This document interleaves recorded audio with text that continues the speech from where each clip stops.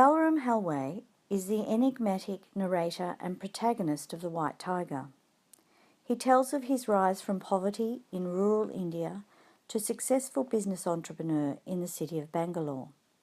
The pathway for Balaram from India's dark heart to the light of the modern business class entangles him in bribery, corruption, and, ultimately, murder. Balaram transforms his identity by destroying who he once was and everything associated with his former life.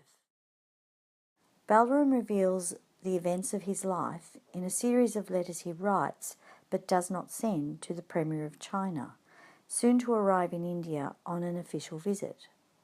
Believing that the Premier needs to know the truth about India, Balaram details the story of his transcendence as a modern-day parable. Balaram is born in the village of Laxmangar, which is controlled by 4 ruthless landlords, described as the wild boar, the stork, the buffalo, and the raven. Unnamed as a baby and referred to only as boy, Balaram becomes known as the White Tiger when a visiting school inspector notes his rare intelligence and talents. After Balaram leaves school, the stork hires him as the second driver for his family, who move to Delhi.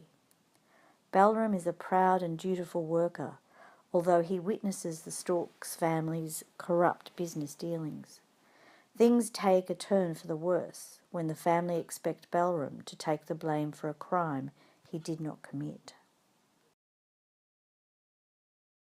Through his experience as a driver for a very rich family, Balaram becomes highly critical of what he sees as 2 Indias.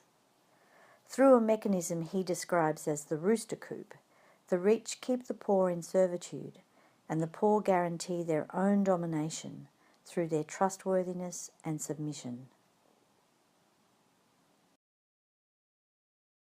Balaram tires of his servitude and the seedy world of the rich in Delhi. After seeing a white tiger in a cage on a visit to the zoo, he decides to break free of his own imprisonment. He murders his master, Mr. Ashok, steals the money intended for bribes, and escapes to the city of Bangalore.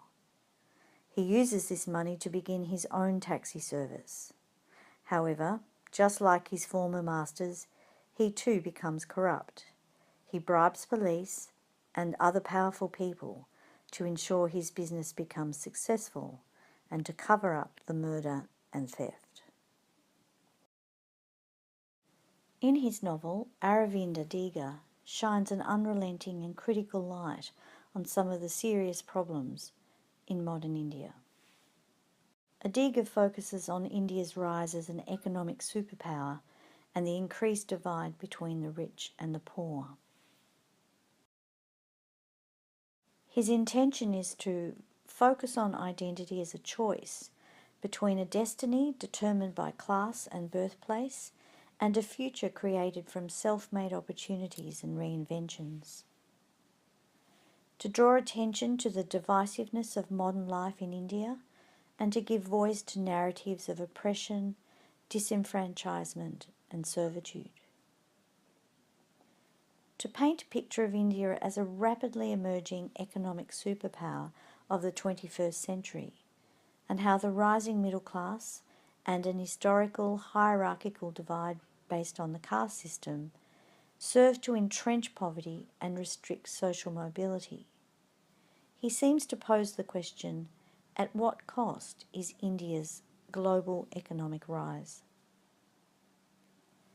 He also intends to present Balaram as the voice of India's dispossessed, disempowered underclass, as well as the self-confident and morally ambiguous voice of India's future.